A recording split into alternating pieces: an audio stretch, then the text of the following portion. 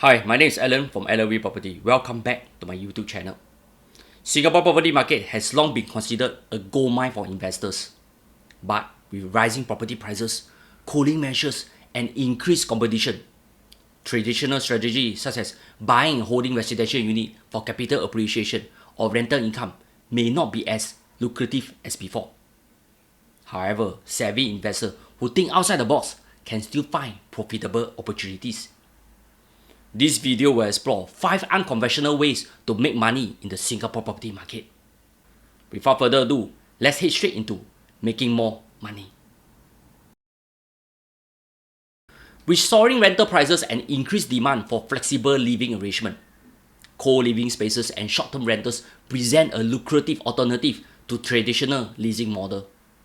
While Singapore has strict regulation on short-term accommodation through platforms like Airbnb, investors can still profit within legal framework by offering long-term co-living arrangement. Demand from expats and digital nomads make up a rise in co-living spaces. With Singapore being a hub for international professionals, many foreigners seek flexible, fully furnished living space without committing to long-term leases. This is how they work.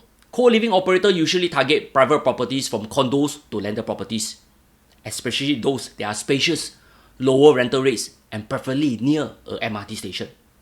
From January 22, 2024 to December 31st, 2026, up to 8 unrelated people can be housed in such unit, an increase from the previous limit of 6. With registration with the Urban Redevelopment Authority, for private property there are more than 90 square meters. This means the operator will subdivide the premises into smaller rooms, yet have a living and dining room to comply with URA and SCDF fire safety requirement. For example, let's say a 3-bedroom apartment measure 1,200 square feet can be rented out, say, $4,000 per month. A co-living operator can subdivide the living into another bedroom. They will rent out the bedrooms individually out at $1,500 per month. This means the potential rental they can collect will be $6,000 per month. The difference of $2,000 will be their profit before expenses. If they can find a bigger premises with a lower rental and can subdivide into more bedrooms, this means the yield can be very attractive. Anyway, URA has stipulated that co-living companies have to comply with a minimum stay of 3 months for private properties. Here, it will be interesting to see if they are being complied with. Anyway, if you have a neighbor that is doing co-living and has strangers that bypass your apartment on a daily basis, what are your thoughts? Don't mind, please share them in the comment section below. En bloc sales or collective sales occurs when an entire development is sold to the developer for redevelopment, often yielding a significant premium over individual unit sales. While many investors aim to capitalize on this, a more strategic approach involves identifying undervalued properties with en bloc potential before the market does. Here, how to profit. Research old freehold on 9 years leasehold development. Property that are nearing lease expiring or have outdated facility may be prime en bloc candidates. Analyze URA master plan. Understanding zoning change and upcoming infrastructure development can help investors predict future en bloc hotspots. Buy unit at a discount before en bloc talks begin. Entering a development before en bloc discussion gain traction allows investors to benefit from the price appreciation when collective sale negotiation take shape.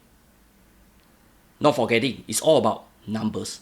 Run the detailed financial calculation to assess its financial feasibility. This part is not easy. The layman will have difficulties unlocking it. Here, if you need me to run some numbers and do a feasibility study, I can help. But nothing is free. I charge a fees for it. Please contact me privately if you have any. Most investors gravitate towards residential properties, but commercial and industrial properties often present hidden opportunity for high return, especially when optimized for alternate use. Some creative investment strategies include investing in small office spaces. Retail shop or food and beverage outlet in up and coming area can generate high rental use. Converting industrial units into self-storage facilities, cloud kitchen, or other usage that can yield strong cash flow. However, on this part, I'm not an expert. Enter this space at your own risk. You must be super familiar with this segment and have the risk tolerance to profit from it. I have seen some SME bosses do it, but they are not without their risk.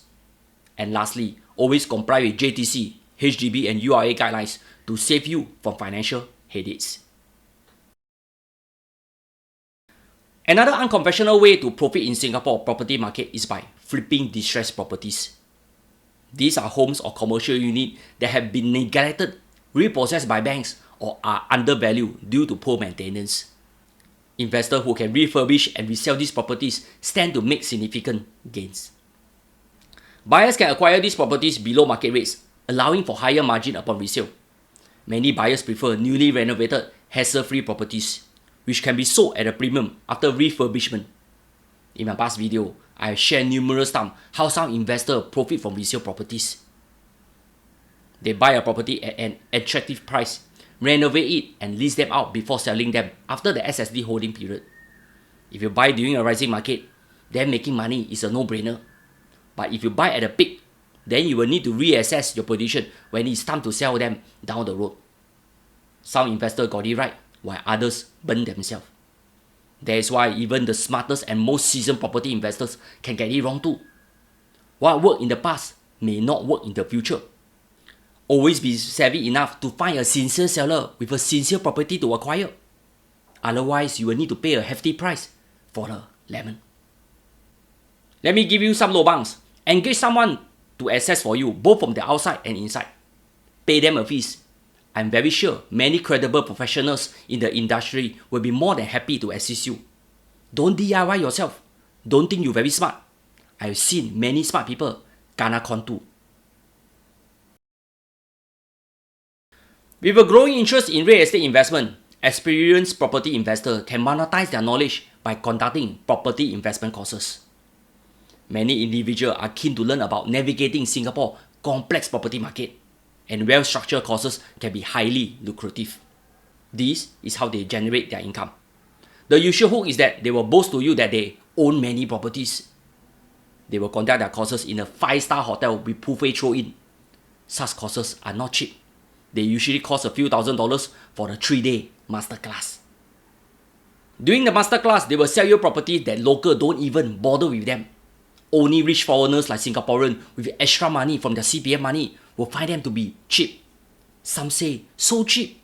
The course provider will cream off another fat commission from you once you buy into their idea.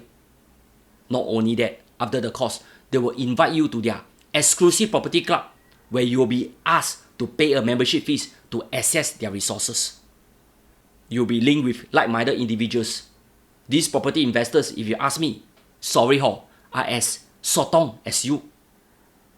This is what I call, this is the pig butchery scheme. Continue to feed you to your greed, entice you with a hook, ask you to sign up for the course, then lead you to part away your retirement sum for some crappy properties that LNV will never even consider, even with a discount. Then continue to milk you with a membership fees. All in all, based on my estimate, assuming just 20% belief in the scheme and bought something through them, the Sifu can easily milk $10,000 from you. If they have 20 such students, they what ready? 200,000 inside the pocket in just one masterclass. That is why sometimes I find Singaporeans are very naive in believing such lobang. If you attend my company PropNext course for only a few $100s to upgrade your knowledge, that one I can still understand. To pay a few $1,000s that you can easily learn from my channel.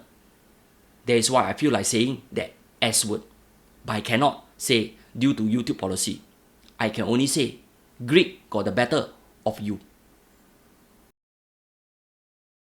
While traditional property investment strategies still have their place in Singapore, unconventional approach can yield significant profit from the right execution. Co-living and short-term rentals cater to evolving tenant demands. On-block potential offer windfall opportunities. Investing in commercial or industrial properties allow for high-yield alternative use. Flipping distressed properties create value through renovation. And conducting property courses allow investors to monetize their expertise. By staying ahead of trends and thinking beyond conventional real estate investment, savvy investors can continue to thrive in Singapore's competitive property market. Before I end this video, I want to share this from SCDF. The ready bag contains important items that will help you in an emergency and you should bring it along with you when you are required to evacuate your home.